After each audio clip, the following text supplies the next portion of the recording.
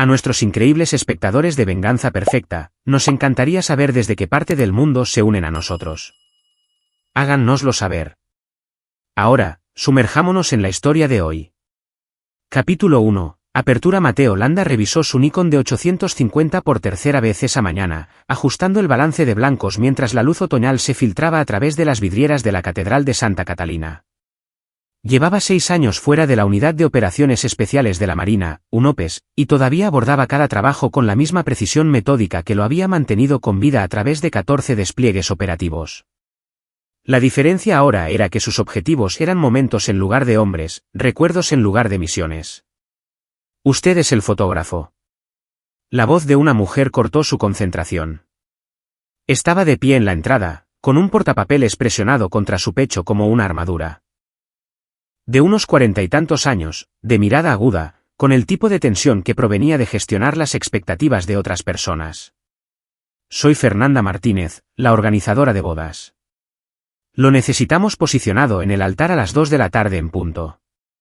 La familia del novio es exigente con los tiempos». «Entendido». La respuesta de Mateo fue económica, profesional. Había aprendido que los civiles apreciaban la brevedad, incluso si no siempre la practicaban ellos mismos. Fernanda vaciló, estudiándolo con la mirada evaluadora de alguien acostumbrada a leer a la gente.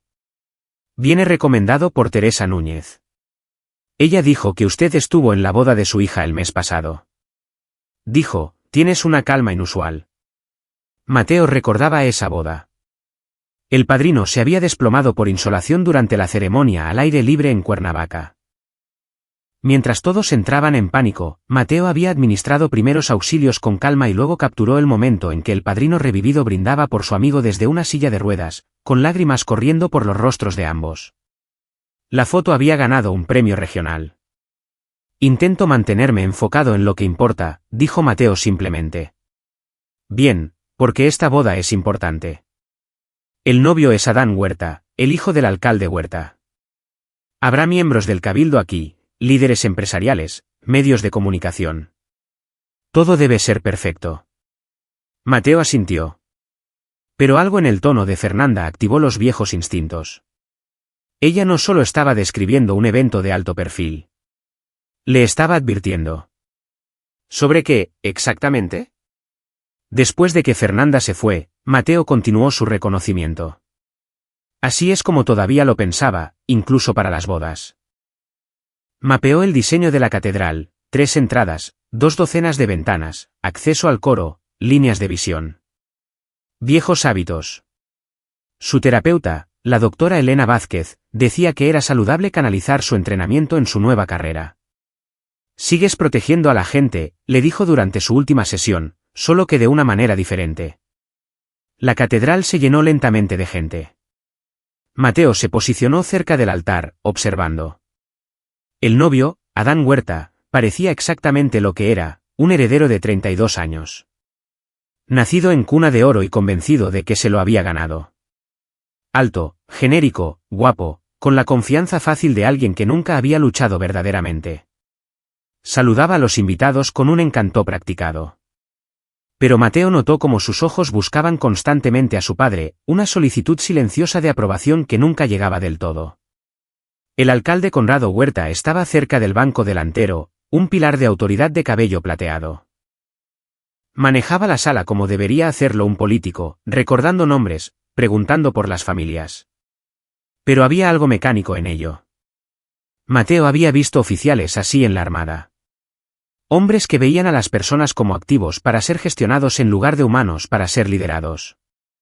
La entrada de la novia atrajo la atención de todos. Jazmín Elías estaba deslumbrante en su vestido, pero Mateo vio más allá de la superficie. Su sonrisa no llegaba del todo a sus ojos, y su agarre en el brazo de su padre era tan fuerte que tenía los nudillos blancos. Martín Elías, un hombre curtido en un traje mal ajustado, parecía incómodo en la opulencia. Mateo había leído la cobertura de las páginas de sociales. Chica de pueblo se casa con dinastía política. Historia clásica. Se preguntó si ella entendía en qué se estaba casando. La ceremonia comenzó. Mateo se movió por el espacio como un fantasma, capturando momentos mientras permanecía invisible. Era una habilidad que había dominado en ambas carreras, como estar presente sin ser notado. A través de su lente, vio lo que otros se perdían. El alcalde susurrando urgentemente a un asistente de aspecto impecable, el padrino, Vicente Estevez, revisando su teléfono compulsivamente. La dama de honor, Cristina Cruz, secándose lágrimas que parecían más ansiosas que alegres. Entonces Mateo notó a los tres hombres. Habían entrado por separado durante los votos, tomando posiciones cerca de diferentes salidas.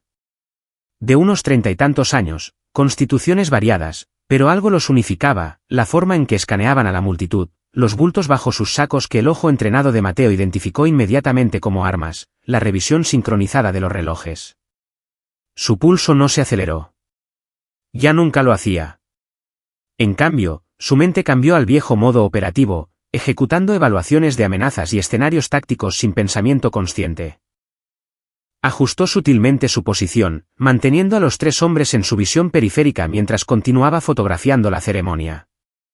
El sacerdote entonó las palabras tradicionales. Si alguien aquí conoce alguna razón por la que estos dos no deban unirse en sagrado matrimonio. Fue entonces cuando se movieron.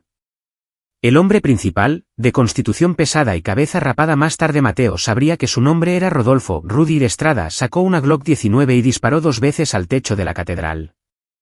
Los disparos resonaron como truenos en el espacio sagrado. «Nadie se mueva».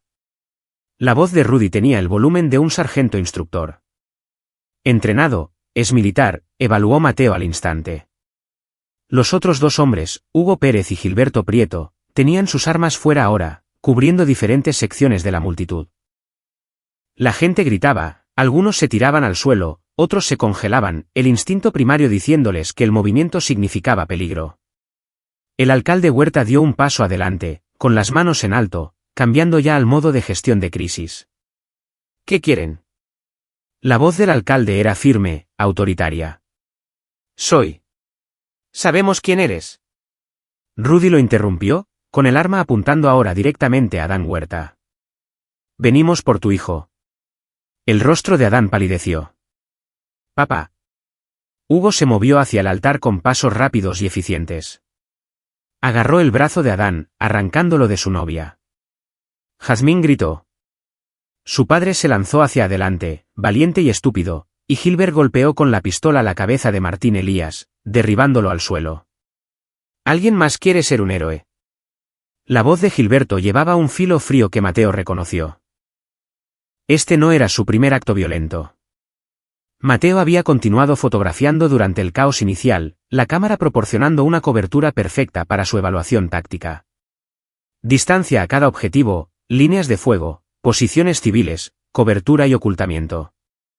Su mente ya había recorrido 17 escenarios diferentes y sus resultados probables. Bajó lentamente la cámara, haciendo el movimiento casual, no amenazante. Su mano derecha rozó su chaleco, sintiendo el peso familiar de la Sig Sauer P365 en su funda oculta. Debatió llevarla a las bodas. Casi había dejado de hacerlo después de que la doctora Vázquez sugiriera que tal vez se estaba aferrando al pasado con demasiada fuerza. Pero la voz de su padre siempre resonaba más fuerte. Mejor tenerla y no necesitarla, que necesitarla y no tenerla. El capitán Jaime Landa, de la Infantería de Marina, había muerto en un enfrentamiento en Tamaulipas cuando Mateo tenía 19 años. Su sabiduría perduraba. Mateo captó la mirada de Jazmín. Ella todavía estaba de pie en el altar, congelada por el terror, pero algo en su mirada era agudo. Conciencia, no solo pánico. Le dio el asentimiento más pequeño, luego murmuró 2 palabras, apenas audibles sobre el caos. Cúbrete oídos.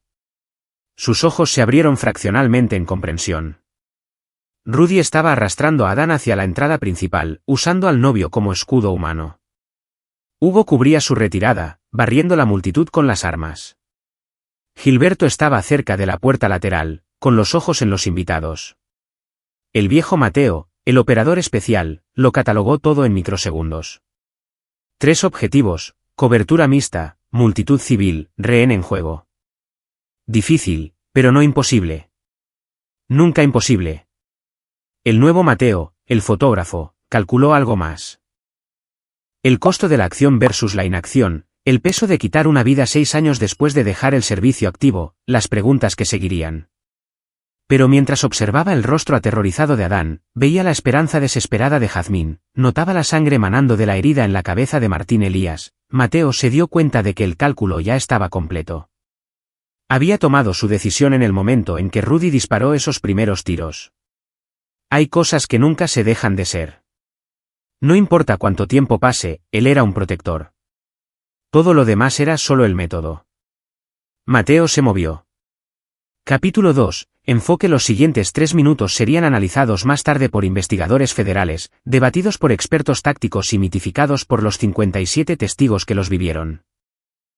Pero para Mateo Landa, fue simplemente un retorno a la memoria muscular y al entrenamiento que se había grabado en su sistema nervioso a través de miles de horas de la preparación más dura que las Fuerzas Armadas podían idear. Su primer movimiento fue pura distracción. Tropezó hacia adelante, deliberadamente torpe, con las cámaras balanceándose desde su cuello. «Por favor, no lastimen a nadie». Su voz se elevó, llevando el temblor de miedo que los civiles esperaban. Gilberto lo miró, despectivo, solo otro invitado en pánico. Ese medio segundo de falta de atención fue todo lo que Mateo necesitó. Su tropiezo lo llevó detrás de una columna de cantera, rompiendo la línea de visión. Su mano se movió a su funda oculta con la suave economía de 10,000 desenfundes de práctica. La Sig Sauer se levantó mientras su cuerpo giraba, décadas de entrenamiento comprimiéndose en un solo movimiento fluido. 2 disparos, al centro de masa. Gilberto Prieto cayó antes de que su cerebro pudiera registrar la amenaza. Mateo ya se estaba moviendo, usando la columna como cobertura mientras Hugo giraba hacia el sonido de los disparos. ¡Contacto! El entrenamiento militar de Hugo se mostró en su respuesta, pero estaba escaneando buscando un perfil de amenaza que no coincidía, esperando policías municipales, no un fotógrafo con chaleco y pantalones de vestir. Mateo usó ese microsegundo de confusión. Salió de la cobertura, bajo y rápido, despejando su línea de tiro mientras mantenía a los civiles detrás de él. El arma de Hugo lo rastreó, pero el disparo de Mateo ya había salido. Disparo a la cabeza. Sin elección. Hugo había levantado su arma, y Mateo no podía arriesgarse a un tirador herido en una multitud. Hugo se desplomó. Todo el enfrentamiento había tomado 4 segundos. Rudy Estrada tenía mejores instintos. Ya había procesado que su equipo había caído y estaba arrastrando a Adán hacia la salida, con el arma presionada contra la sien del novio. ¡Atrás! Lo mataré. El arma de Mateo rastreó el objetivo, pero no avanzó. El rescate de rehenes era un trabajo delicado, y apresurarlo mataba gente. Su voz, cuando habló, no llevaba nada del miedo anterior. Era la voz que había comandado hombres en los peores lugares. Calmada, segura, absoluta. No te irás con él. Los ojos de Rudy encontraron a Mateo, y el reconocimiento parpadeó en su rostro. No reconocimiento personal, sino el reconocimiento de tipo. Vio lo que Mateo era, o había sido. Eres militar. ¿Era? El arma de Mateo nunca vaciló. Baja tu arma. No va a pasar. Rudy retrocedía hacia la puerta, arrastrando a Adán con él. Salgo de aquí, o este niño rico muere. Tú decides, héroe. Mateo leyó las microexpresiones, el lenguaje corporal, las señales que separaban a los operadores serios de los aspirantes. El dedo en el gatillo de Rudy estaba tenso pero no comprometido. Su agarre sobre Adán era controlador pero no brutal. Su camino de retirada era hacia la puerta, no hacia mejores posiciones defensivas. No estaba listo para morir aquí. Eso era explotable. Serviste, dijo Mateo, manteniendo su tono conversacional. Puedo notarlo. ¿Dónde? La pregunta sorprendió a Rudy lo suficiente como para hacer una pausa. Ejército. 2 turnos en la sierra. Marina. 5 en el norte, 4 en la costa. Mateo dio un pequeño paso adelante, probando. Entonces, ¿sabes cómo termina esto? Tú le disparas, yo te disparo. Intentas irte, yo te disparo. No tienes extracción, ni apoyo, ni influencia. Se acabó. No sabes de qué estás hablando. Pero había algo desesperado en la voz de Rudy ahora. La bravuconería se agrietaba. No sabes lo que hicieron. Entonces dímelo. Otro paso. Mateo podía ver a Jazmín en su visión periférica, de pie exactamente donde la había dejado, con las manos cubriendo sus oídos tal como le había indicado. Mujer inteligente. Hazme entender. Por un momento, la expresión de Rudy cambió. Algo crudo y doloroso se abrió paso. El alcalde. Su proyecto de desarrollo. El trato de Lomas del Río. Mi familia vivió allí por 3 generaciones. 26 familias.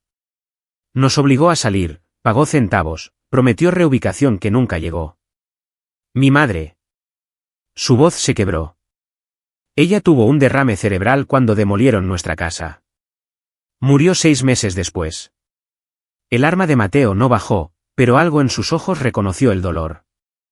Había visto lo que sucedía cuando hombres poderosos trataban a las personas como obstáculos. Siento tu pérdida. Sentirlo no.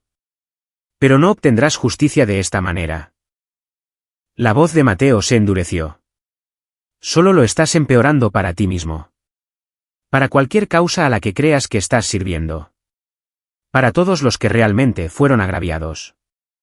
¿Crees que secuestrar a su hijo hace que el alcalde responda por sus crímenes? Te convierte a ti en el criminal. Lo convierte a él en la víctima. Le estás entregando exactamente lo que necesita. La mano armada de Rudy vaciló ligeramente. Tú no. Última oportunidad. El tono de Mateo no dejaba lugar a negociación. Baja el arma. Aléjate de esto con tu vida. Consigue un abogado. Ve a los medios.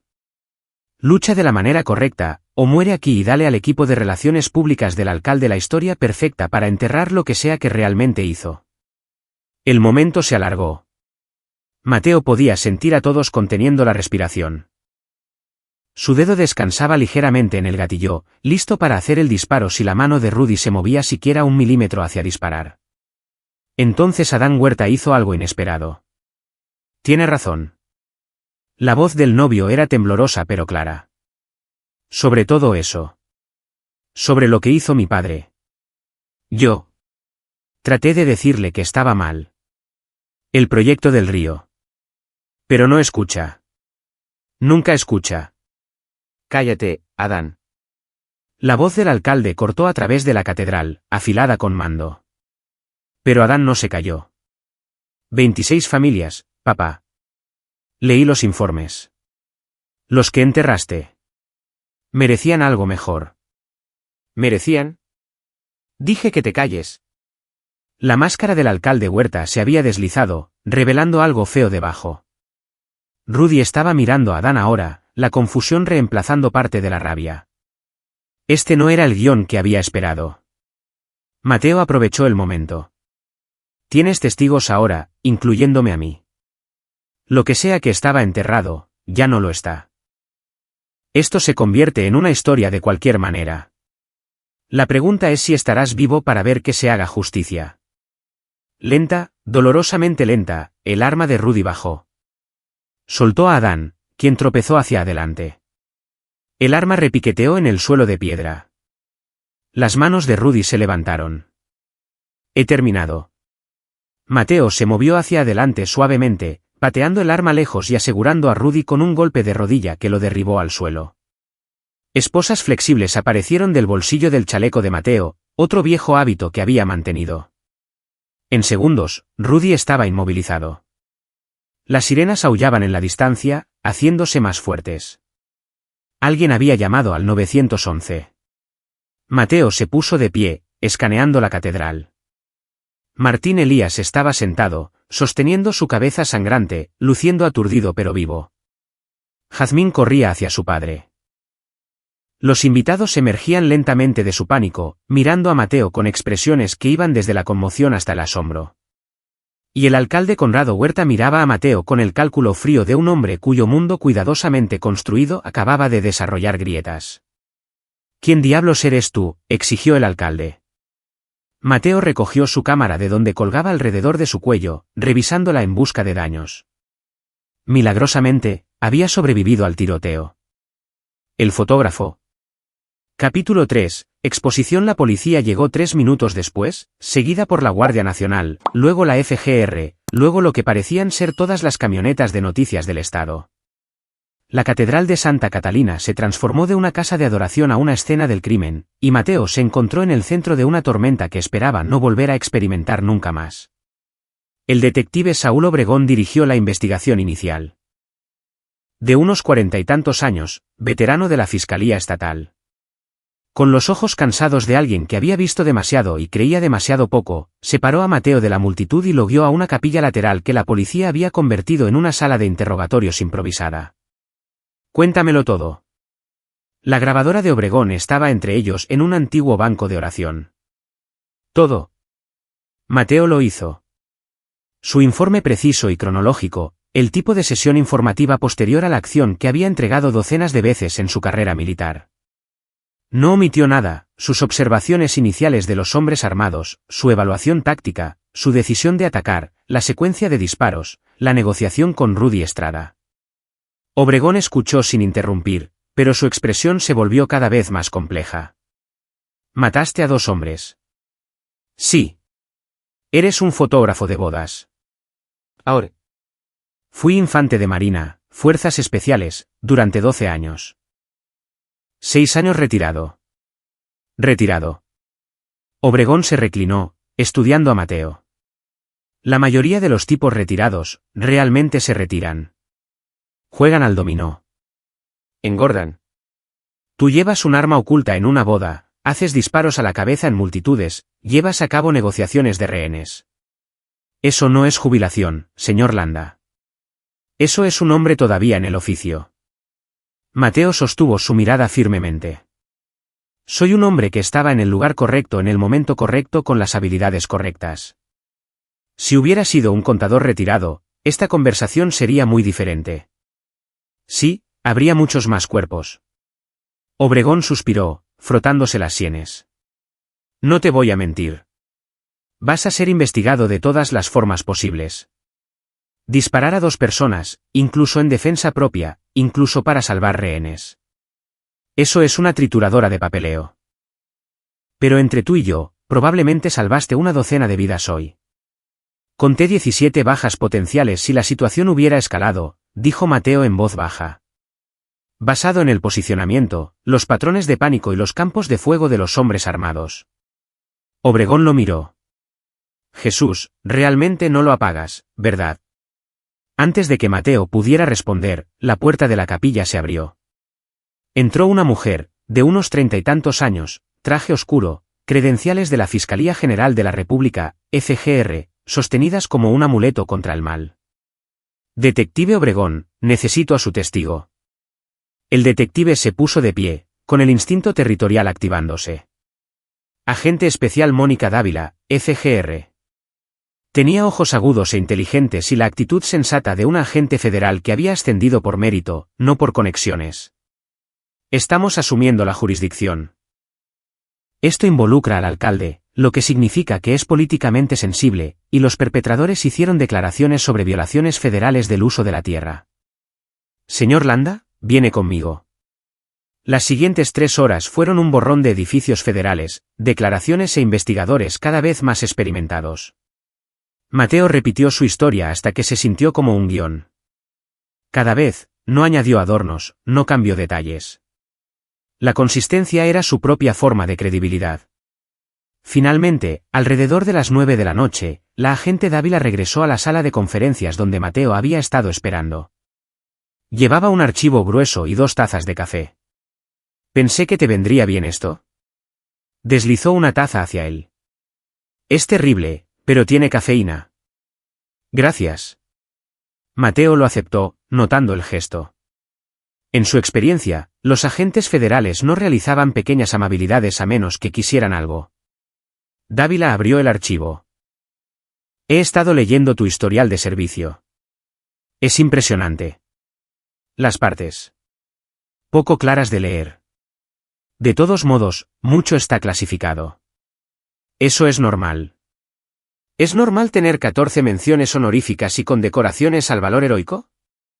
Mateo no dijo nada. Su historial hablaba por sí mismo. La expresión de Dávila se suavizó ligeramente. Hiciste un buen trabajo hoy. Deberías saberlo. La revisión preliminar dice que los disparos fueron limpios, la negociación fue de manual y probablemente evitaste una masacre. Habrá una investigación formal, pero salvo algún giro extraño, estás limpio. Se agradece. Pero, se inclinó hacia adelante, necesito preguntarte sobre otra cosa. Algo que Rudy Estrada dijo antes de que comenzara el tiroteo. Mencionó el acuerdo de desarrollo de Lomas del Río. ¿Sabes algo sobre eso? Mateo negó con la cabeza. Solo lo que escuché hoy. Lomas del Río era una zona residencial en el sector oriente. Barrio antiguo, clase trabajadora. Hace 2 años, el alcalde Huerta impulsó una acción de expropiación para apoderarse de las propiedades para un proyecto de desarrollo. La compensación fue mínima. La asistencia de reubicación prometida nunca se materializó. El desarrollo que se suponía que se construiría un centro residencial y comercial de uso mixto nunca comenzó. Entonces, ¿qué pasó con el terreno? Eso es lo que nos gustaría saber. Dávila sacó varias fotos. Mostraban lotes vacíos cubiertos de maleza rodeados de cercas de alambre. Ha estado vacante durante 18 meses, pero la oficina del alcalde ha estado pagando tarifas de mantenimiento a una empresa llamada Desarrollos del Río SADCB. Estamos investigando la estructura de propiedad, pero está enterrada bajo unas 6 empresas fantasma. Mateo estudió las fotos. ¿Crees que el alcalde está conectado con la empresa de desarrollo? Creo que es sospechoso, y creo que las afirmaciones de Rudy Estrada merecen una investigación. Pero aquí está el problema, Rudy acaba de convertirse en un terrorista que tomó rehenes en una boda de alto perfil. Cualesquiera que fueran las quejas legítimas que pudiera haber tenido ahora están enterradas bajo cargos criminales. Y el alcalde se convierte en la víctima comprensiva cuyo hijo casi fue secuestrado. ¿Conveniente? Muy. Dávila lo miró a los ojos. Entre nosotros, he estado observando al alcalde Huerta durante 8 meses. No esto específicamente. Diferentes problemas. Irregularidades de uso de suelo, preguntas sobre financiamiento de campañas, contratos sin licitación a empresas conectadas. Nada que pueda probar. Solo patrones que hacen que mis instintos piquen. Y luego sucede lo de hoy, y de repente un crítico legítimo del alcalde se convierte en un criminal violento. Mateo vio a dónde iba esto. ¿Crees que fue una trampa? Creo que el momento es interesante.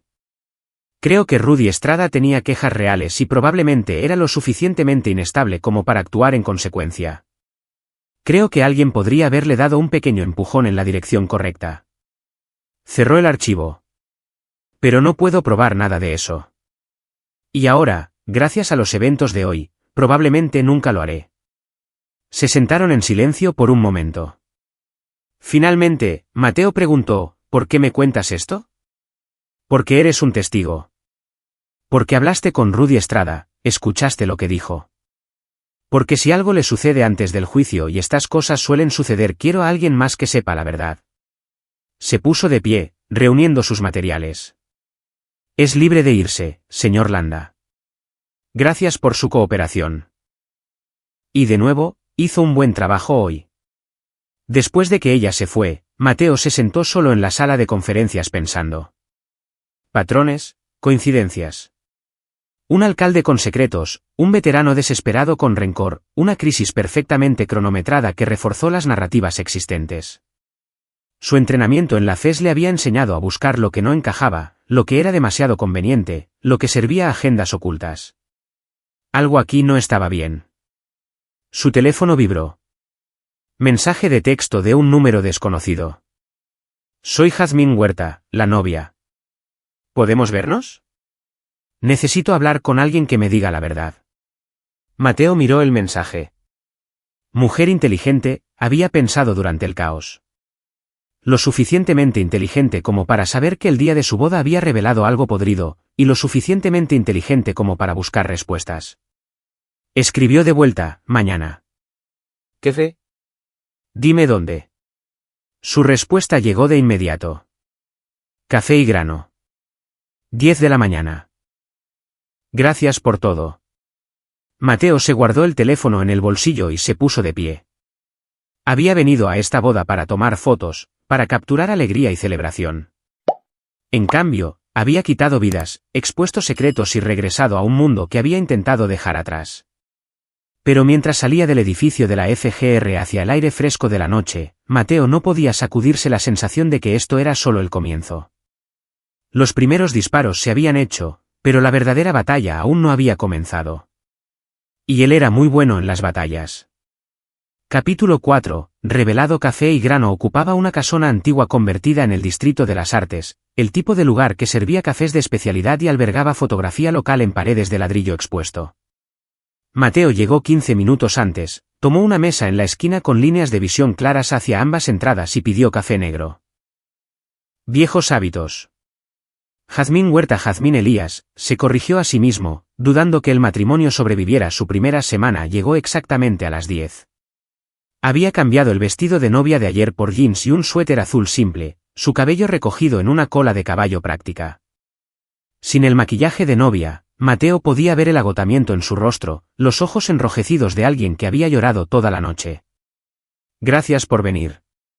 Se deslizó en el asiento frente a él, con las manos envueltas alrededor de un chai latte como si fuera un salvavidas. No sabía con quién más hablar. ¿Cómo está tu padre? 12 puntos, conmoción leve. Está en casa descansando. Su voz se quebró ligeramente. Sigue disculpándose por arruinar mi boda. Como si eso fuera lo que importa. Mateo esperó. Había aprendido técnicas de interrogatorio en la marina, pero la más efectiva era el simple silencio. La gente lo llenaba. La familia de Adán tiene abogados, continuó Jazmín. Todo un equipo. Siguen llamando, diciéndonos qué decir, qué no decir. Quieren que firmemos acuerdos de confidencialidad sobre lo que pasó, lo que escuchamos. Están ofreciendo dinero por nuestro trauma. Se rió con amargura. Así es como llaman al dinero para callar ahora. Compensación por trauma. ¿Has firmado? No. Ella lo miró a los ojos, y Mateo vio acero bajo el agotamiento. Mi papá me crió mejor que eso. Siempre decía, Jazmín, si alguien te paga para que te quedes callada, es porque la verdad les cuesta más. No entendí lo que quería decir hasta ayer. ¿Qué escuchaste ayer? Además de lo obvio. Jazmín sacó su teléfono, tocó una aplicación de grabación de voz. Cuando Rudy Estrada estaba hablando contigo, negociando. Lo grabé. No sé por qué. Instinto, supongo. Mi teléfono estaba en mi ramo. Le dio a reproducir. Mateo escuchó su propia voz, diminuta a través del altavoz del teléfono. Hazme entender. Luego la respuesta de Rudy, dolor y rabia sangrando a través de ella. El alcalde, su proyecto de desarrollo, el trato de Lomas del Río. Mi familia vivió allí por 3 generaciones. 26 familias. Nos obligó a salir, pagó centavos, prometió reubicación. Eso nunca llegó. Mi madre tuvo un derrame cerebral cuando demolieron nuestra casa. Murió 6 meses después. La grabación continuó a través de toda la confrontación. Cuando terminó, Jazmín miró a Mateo. Adán lo confirmó. Después de que la policía tomó nuestras declaraciones, antes de que su padre pudiera detenerlo. Dijo que su papá realmente forzó a esas familias a salir.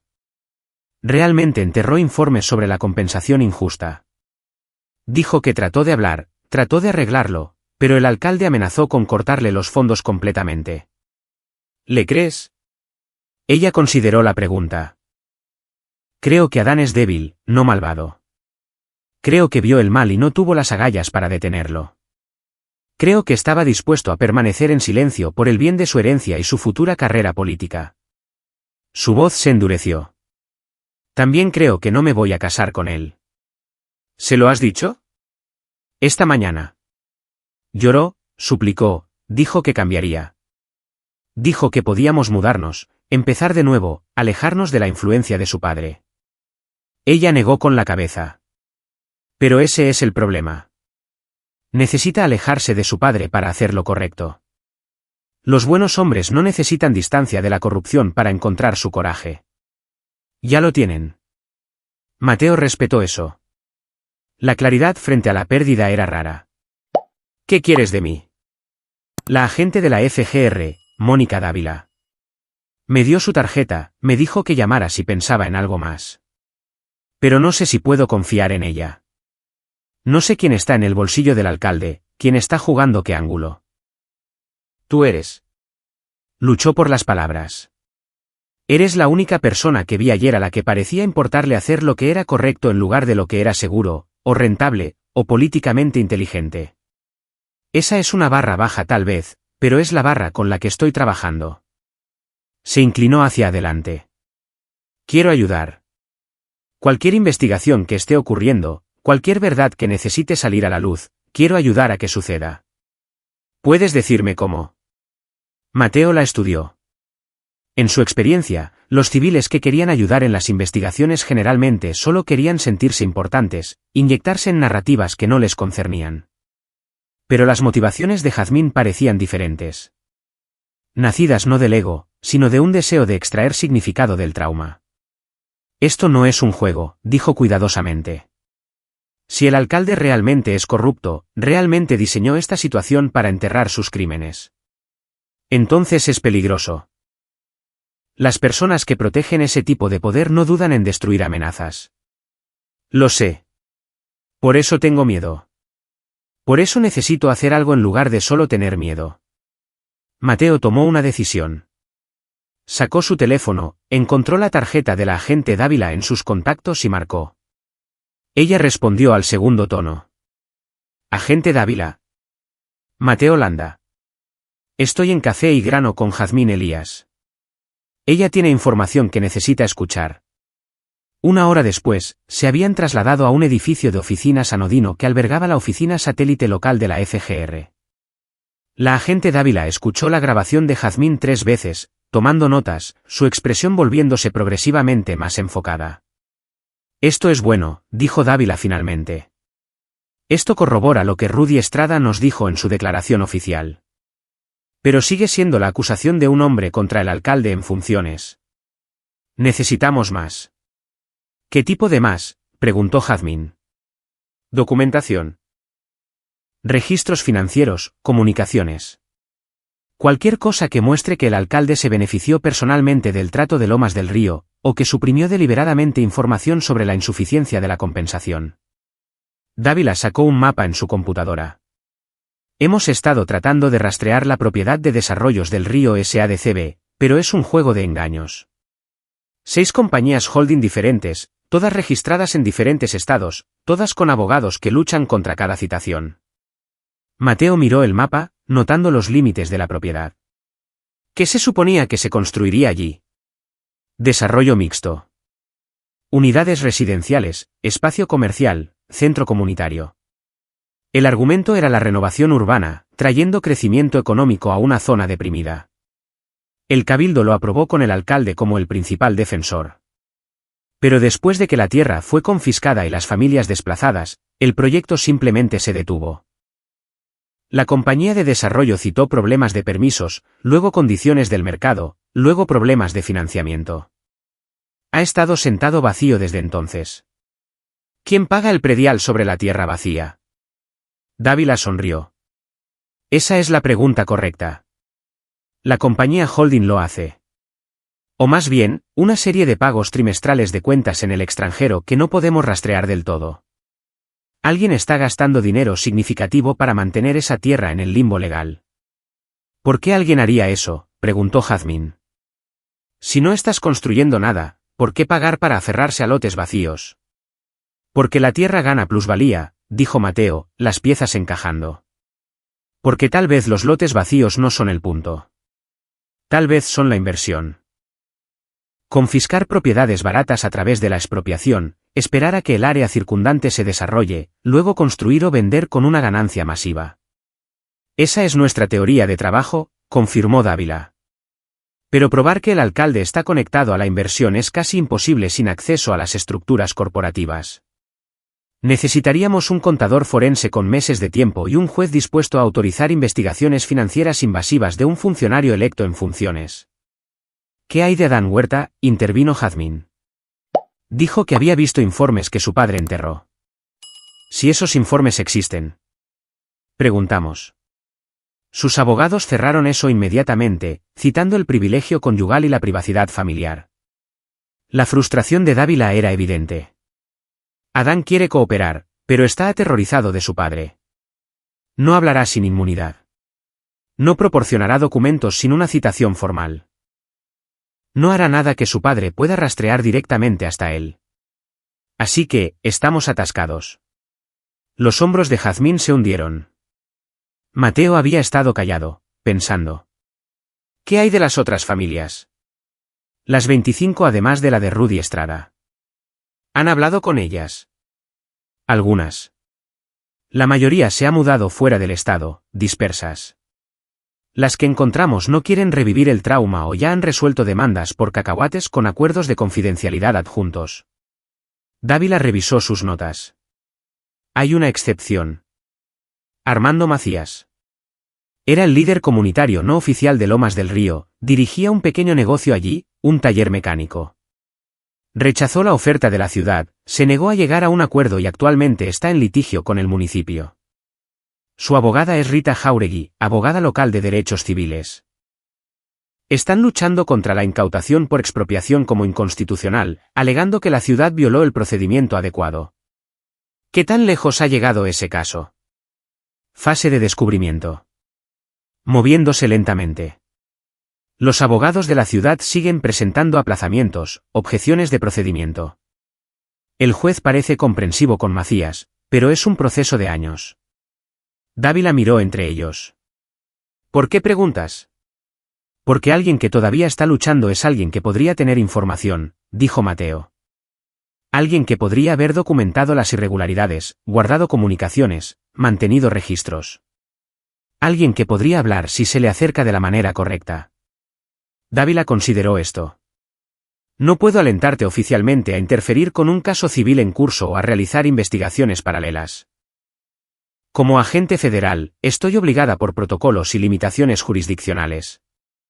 Entendido. Sin embargo, escribió una dirección en un bloc de notas y la deslizó sobre el escritorio, si un ciudadano preocupado quisiera visitar el taller mecánico Macías ubicado en esta dirección para tal vez preguntar sobre el mantenimiento rutinario del vehículo, y si durante esa visita ocurriera una conversación sobre experiencias compartidas de injusticia. Bueno, eso es solo el ejercicio de la libertad de expresión y asociación. Mateo tomó la dirección. ¿Sutil? Soy un agente federal. No hacemos lo sutil. Hacemos negación plausible. Capítulo 5. Mantenimiento. El taller mecánico Macías ocupaba un edificio bajo de bloques de hormigón en la zona sur, encajado entre una lavandería y un restaurante tapiado. El letrero pintado a mano estaba descolorido pero orgulloso. El lote limpio a pesar de su asfalto agrietado. Dos cortinas de acero estaban abiertas, revelando a un hombre de mediana edad trabajando bajo el capó de una camioneta Chevy de décadas de antigüedad.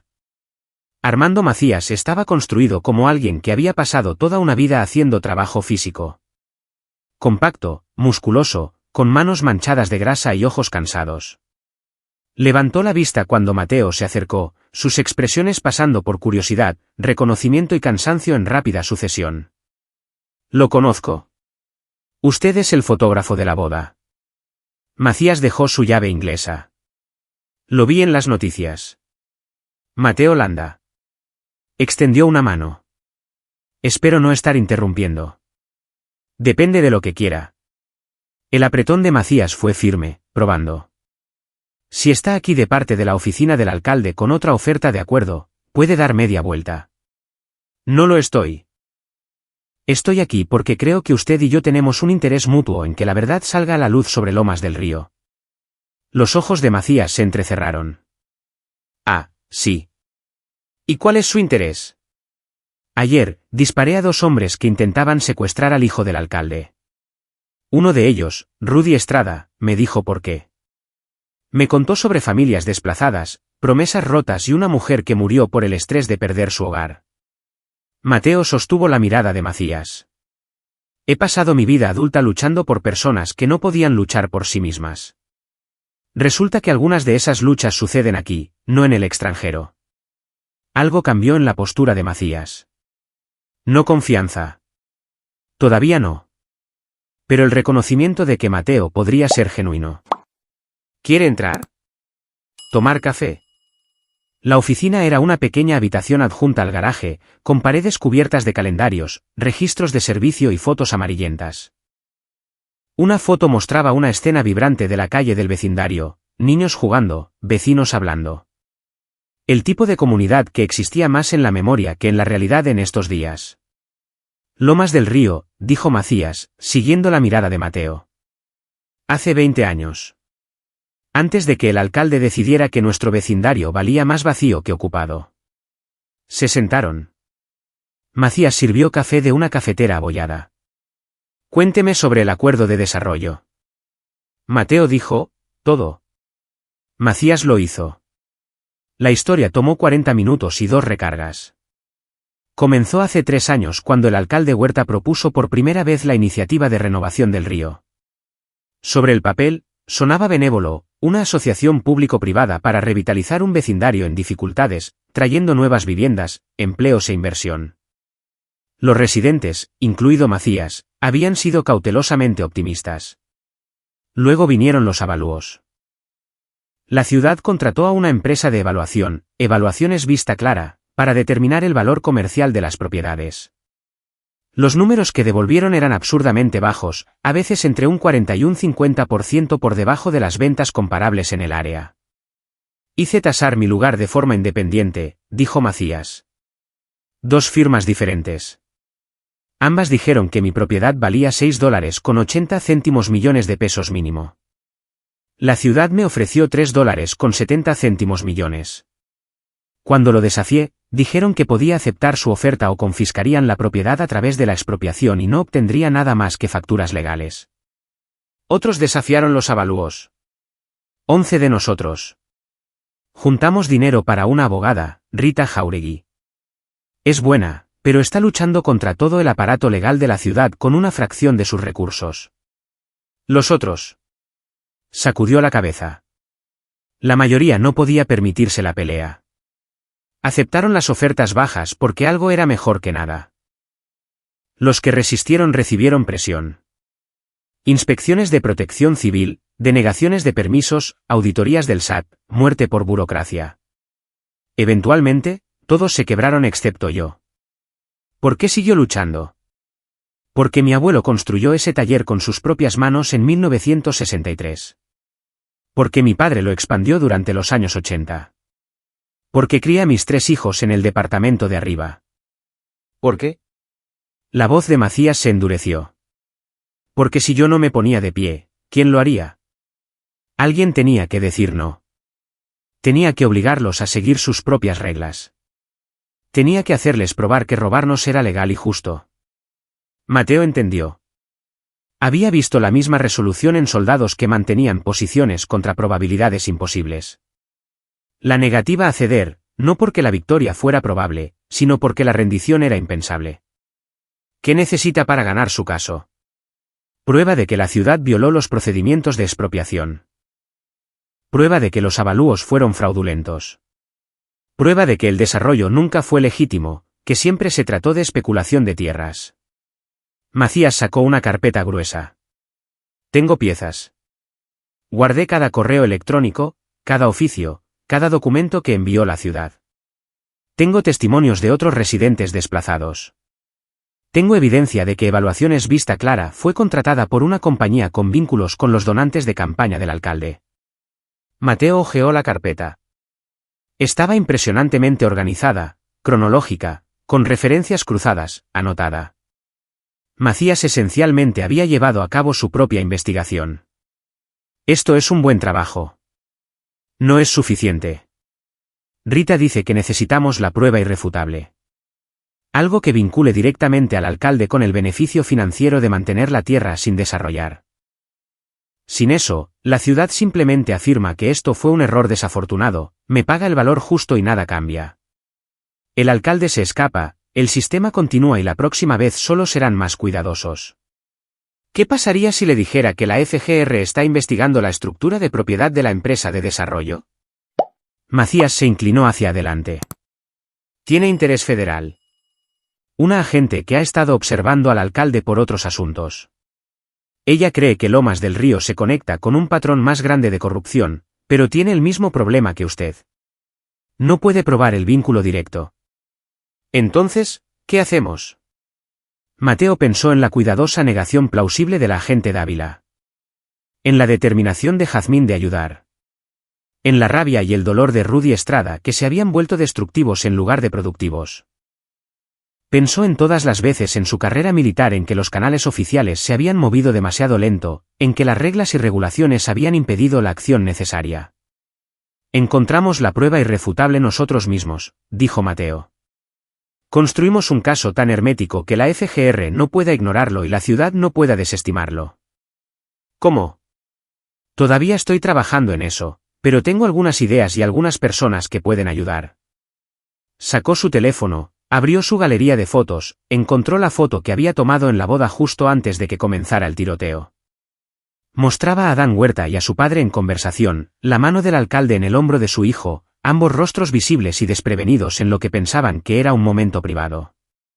Adán Huerta vio documentos que su padre trató de enterrar. Es débil, pero es lo suficientemente culpable como para ser volteado. Su prometida exprometida ahora quiere ayudar a exponer la verdad.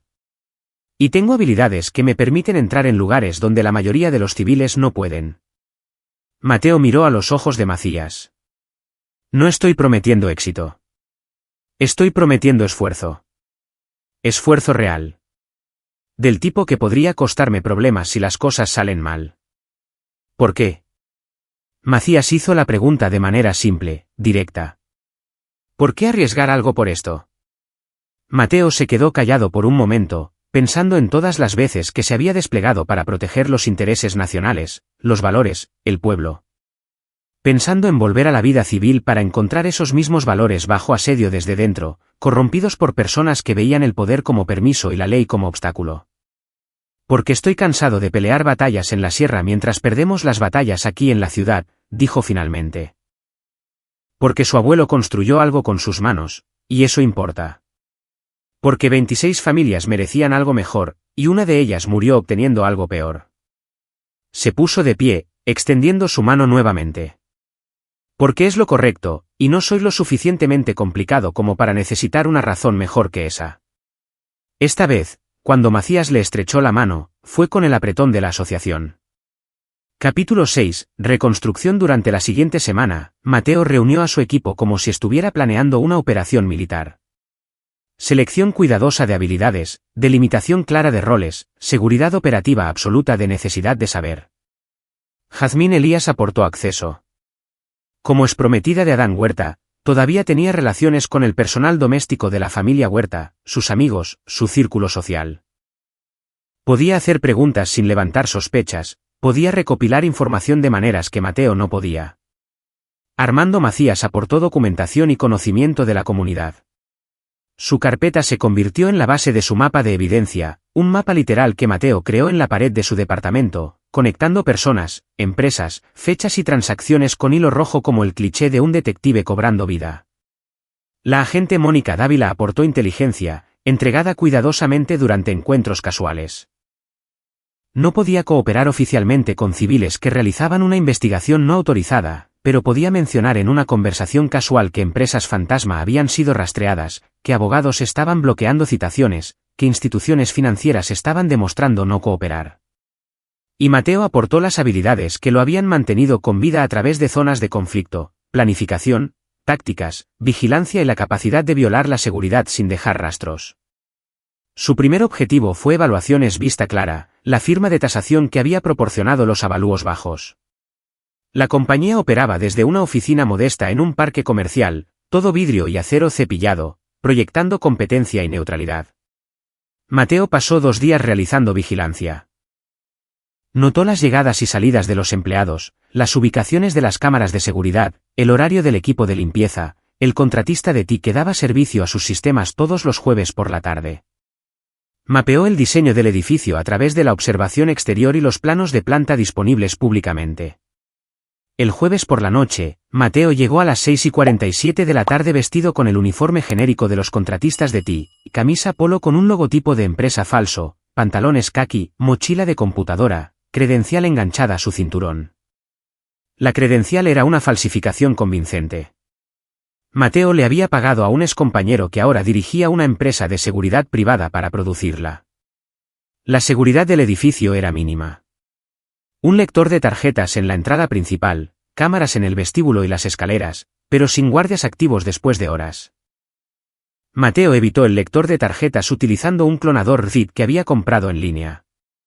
Dentro, se movió con la determinación segura de alguien que pertenecía allí. Cuando los pocos empleados restantes miraron en su dirección, asintió y continuó hacia el cuarto de servidores donde aparentemente comenzó a solucionar problemas de red. En realidad, estaba accediendo al servidor principal de la compañía. Mateo no era un hacker. Esa no era su especialidad, pero había trabajado con suficientes especialistas en inteligencia para entender lo básico. La mayoría de las redes de oficina estaban mal aseguradas internamente. Conectó un pequeño dispositivo, esencialmente una Raspberry Pi reforzada cargada con software de pruebas de penetración en el conmutador de red. El dispositivo copiaría silenciosamente los datos accesibles a un servidor en la nube cifrado durante las siguientes 72 horas. Toda la operación tomó 12 minutos. Mateo estaba fuera del edificio a las 7:04 de la tarde. 3 días después, revisó los datos cosechados en su computadora. Su entrenamiento militar había incluido suficiente seguridad operativa para saber nunca acceder a evidencia potencialmente criminal en dispositivos rastreables. Lo que encontró fue condenatorio. Hojas de cálculo que mostraban valoraciones de propiedades con 2 conjuntos de números, las tasaciones honestas y las ofertas bajas. Cadenas de correo electrónico entre el CEO de Vista Clara, Oliverio Basurto, y funcionarios de la ciudad discutiendo gestionar los resultados del avalúo. Contratos PDF que mostraban que Vista Clara era parcialmente propiedad de una empresa de consultoría llamada Armon y Asociados. Mateo pasó a Armon y Asociados por bases de datos de registros públicos. Tomó 6 horas seguir los rastros de registro corporativo, pero finalmente encontró la conexión. Armon y Asociados era una subsidiaria de una compañía que había donado $5 millones de pesos a la campaña de reelección del alcalde Huerta. Tenemos el fraude, dijo Mateo a su equipo cuando se reunieron la noche siguiente en el taller de Macías. Vista Clara no estaba realizando tasaciones legítimas. Estaban produciendo resultados predeterminados para un cliente conectado. Eso es enorme, dijo Rita Jauregui. La abogada se había unido a su alianza no oficial. Con esto, puedo demostrar que la valoración de la propiedad de Armando fue suprimida deliberadamente. Eso va al corazón del caso de expropiación. Pero todavía no conecta al alcalde con la empresa de desarrollo, señaló Dávila. Había comenzado a unirse a sus reuniones fuera del horario laboral.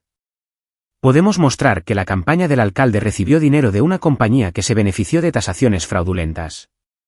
Eso es preocupante, pero no es ilegal. Las donaciones pasan por consultores y empresas fantasma todo el tiempo. Así que vamos más profundo, dijo Jazmín. Adán todavía está tratando de reconciliarse conmigo. Llama todos los días. ¿Qué pasaría si aceptara reunirme con él? Sugerirle que podría probar que ha cambiado ayudando a exponer lo que hizo su padre. Mateo consideró esto. Lo estarías usando. Él me usó. Usó la idea de mí, la simple chica de pueblo que lo haría parecer cercano a los votantes. No había amargura en su voz, solo una evaluación clara. También es potencialmente peligroso, advirtió Mateo. Si el alcalde sospecha que Adán está cooperando, lo cerrará legalmente. Entonces nos aseguramos de que Adán no sepa que está cooperando, sugirió Rita. Jazmín se reúne con él, tiene conversaciones inocentes y resulta que aprende detalles que Adán menciona voluntariamente. Dávila asintió lentamente. Si resulta que aprendes información y la compartes voluntariamente con investigadores federales, eso sería legal. Lo haré, dijo Jazmín con firmeza. La reunión tuvo lugar en un restaurante tranquilo. Mateo observó desde un automóvil al otro lado de la calle. A través del teleobjetivo de su cámara, observó a Jazmín y Adán hablar durante 90 minutos. Cuando regresó al auto de Mateo, estaba pálida pero compuesta. Está aterrorizado de su padre, informó. El alcalde amenazó con desheredarlo completamente a menos que Adán se alinee. No más fideicomiso, no más conexiones políticas. Todo lo que Adán es, proviene de su padre. ¿Mencionó los documentos? Mejor. Jazmín sacó su teléfono. Habló sobre la propiedad. Los terrenos de Lomas del Río. Dijo que su padre ha estado en negociaciones con una cadena minorista nacional sobre la construcción de un importante centro de distribución allí. La compañía está ofreciendo dinero masivo, pero el acuerdo requiere que la ciudad proporcione mejoras de infraestructura, carreteras, servicios públicos, incentivos fiscales. Adán dijo que su padre ha estado reteniendo la tierra a través de empresas fantasma mientras espera al comprador adecuado. Mateo sintió que las piezas del rompecabezas encajaban. Un centro de distribución requeriría enormes extensiones de tierra. Y si el alcalde podía presentar la tierra como propiedad de la ciudad, confiscada legítimamente, podía ofrecerla a los desarrolladores. Pero si él la posee personalmente a través de empresas fantasma, agregó Dávila, entonces no está vendiendo propiedad de la ciudad. Está vendiendo su propia inversión con una ganancia masiva, utilizando mejoras de infraestructura pagadas con dinero de los contribuyentes. Eso es corrupción, dijo Rita en voz baja. Enriquecimiento ilícito y peculado. Si podemos probarlo, advirtió Mateo. Necesitamos documentos que muestren la propiedad del alcalde en las negociaciones de desarrollo. Su teléfono sonó. Número desconocido. Mateo respondió. Señor Landa. La voz era culta, dominante, inconfundible. Soy el alcalde Conrado Huerta. Creo que deberíamos reunirnos. Capítulo 7. Confrontación. La oficina del alcalde ocupaba el piso superior del Palacio Municipal, todo caoba y mármol. Mateo fue registrado antes de entrar. Había dejado su arma en casa. El alcalde Conrado Huerta estaba de pie junto a la ventana. He estado leyendo sobre usted, dijo el alcalde sin volverse. Mateo Landa. Infantería de Marina, 12 años de servicio, baja honorable. Transición a la fotografía. Luego, por supuesto, sus heroicidades en la boda de mi hijo. Estaba haciendo mi trabajo. ¿Lo estaba? Ahora Huerta se volvió. ¿O se estaba posicionando? Mateo sostuvo su mirada, sin decir nada. El alcalde sonrió levemente. Hago mi tarea, señor Landa. En la última semana, ha sido visto con Jazmín Elías. Visitó el taller de Armando Macías. Ha sido observado tomando café con la agente de la FGR Mónica Dávila. Y el jueves pasado, alguien que coincide con su descripción accedió a evaluaciones vista clara. Esa es toda una teoría de la conspiración. Es todo un patrón. Huerta presionó un botón en su teléfono. Que pasen. La puerta se abrió. Entraron dos hombres, trajes caros, ojos fríos. Estos caballeros trabajan para la División de Seguridad de Armón y Asociados, explicó Huerta. Han estado realizando una operación de contrainteligencia. Imagine mi sorpresa cuando su investigación reveló que un héroe condecorado estaba realizando vigilancia no autorizada. No he fabricado nada. Lo ha hecho. Huerta abrió una carpeta, esparciendo fotos. Mostraban a Mateo en varios lugares. Porque desde donde estoy sentado, esto parece acoso a un servidor público. Parece un veterano con problemas, tal vez sufriendo estrés postraumático. La amenaza fue clara. ¿Me está amenazando? Estoy expresando preocupación. La voz de Huerta era casi paternal. Ha pasado por un trauma. Matar a esos hombres en la boda. Quizás se ha aferrado a esta investigación como una forma de procesar ese trauma. 26 familias desplazadas. La madre de Rudy Estrada muerta. Propiedad confiscada a través de fraudes. Eso es corrupción. Esa es su interpretación. La ciudad llevó a cabo una iniciativa legítima. Contratamos tasadores profesionales. Seguimos todos los procedimientos legales. Entonces, ¿por qué el terreno ha estado vacío durante 18 meses? El desarrollo lleva tiempo. La expresión de Huerta se endureció. Pero nada de esto justifica su allanamiento o robo de datos. No he robado nada. Ha cometido múltiples delitos. Huerta hizo un gesto. Allanamiento, delitos informáticos. Combinados, estamos hablando de 5 a 10 años en prisión. Asumiendo que quiera que esto se haga público. Huerta sonrió. Y es por eso que estamos teniendo esta conversación en privado. No estoy interesado en destruirlo, señor Landa. Estoy interesado en la realidad. Rudy Estrada necesitaba una conspiración para darle sentido a su dolor. Usted también. Mateo vio la jugada. Gaslighting sofisticado. ¿Qué quiere?, preguntó Mateo.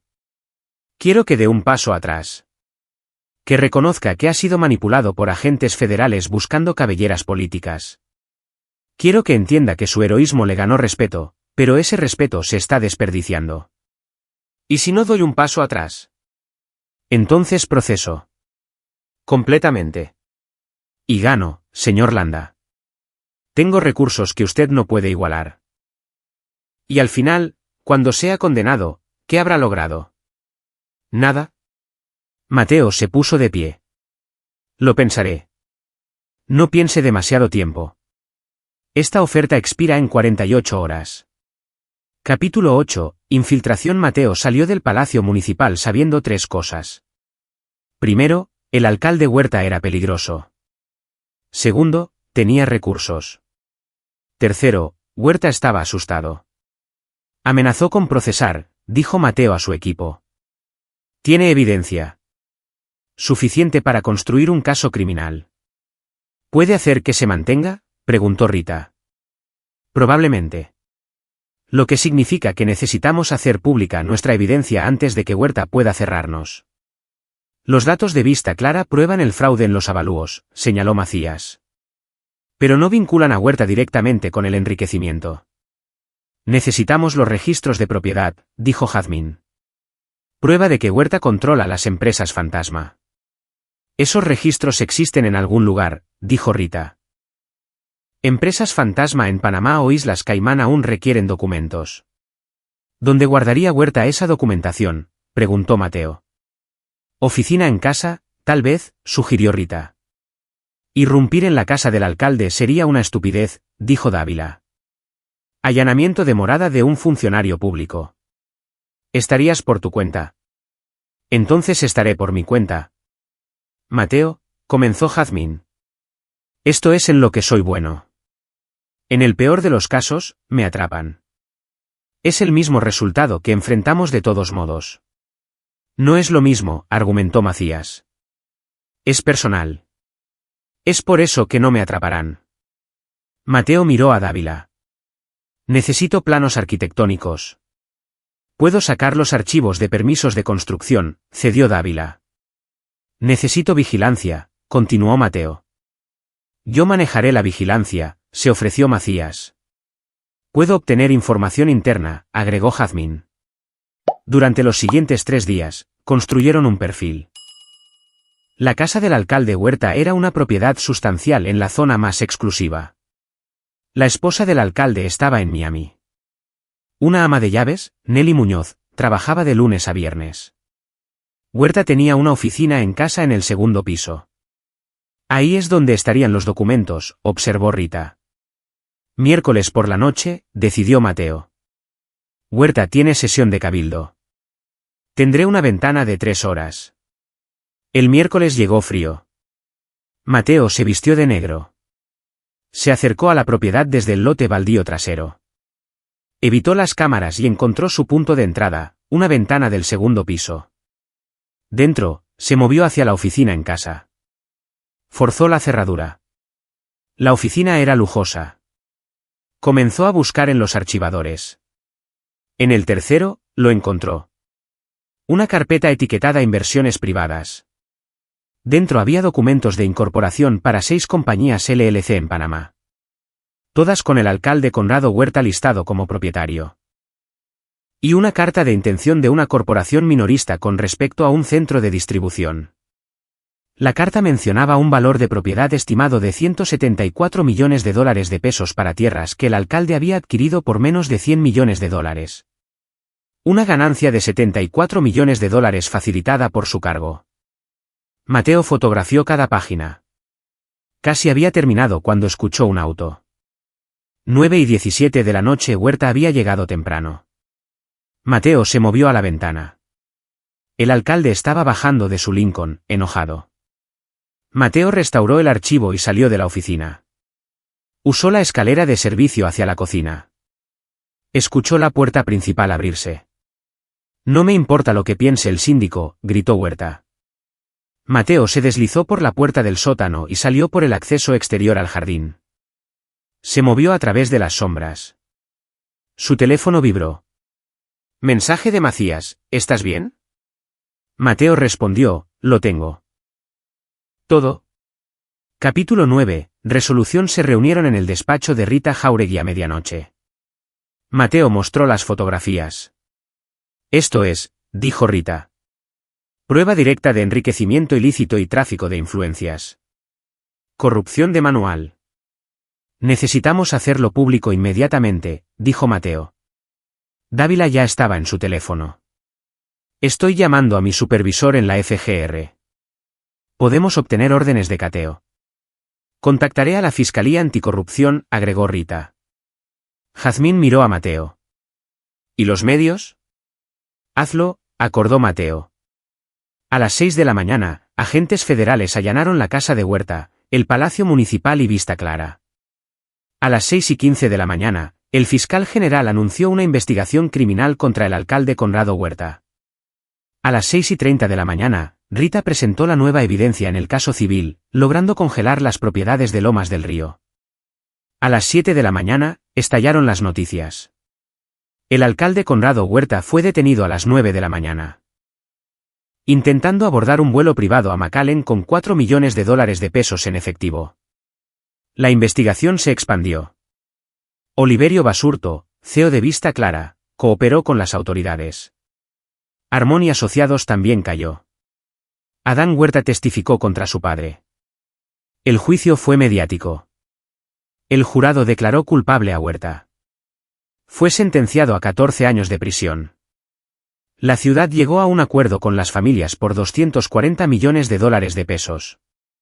El taller de Armando Macías fue valuado en $7.60 millones. Rudy Estrada recibió una sentencia reducida de 4 años. Para Mateo Landa, la resolución trajo complicaciones, pero la percepción pública de héroe evitó su procesamiento. Tuviste suerte, le dijo la agente Dávila un mes después.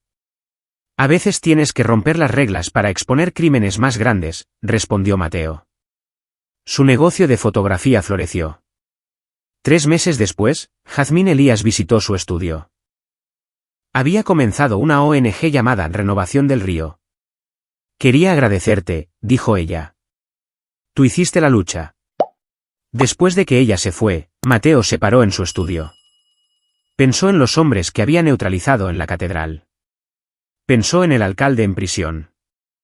La justicia era imperfecta, pero posible. Mateo tomó su cámara. Él era, después de todo, todavía un fotógrafo. Pero también era un protector. Y en un mundo donde la corrupción prosperaba en las sombras, a veces se necesitaban personas que supieran luchar en la oscuridad. Mateo Landa estaba listo. Cámara en una mano, habilidades de combate en su mente. Aquí es donde nuestra historia llega a su fin. Compartan sus pensamientos en la sección de comentarios. Gracias por su tiempo. Si disfrutaron de esta historia, por favor suscríbanse a este canal. Hagan clic en el vídeo que ven en la pantalla y los veré.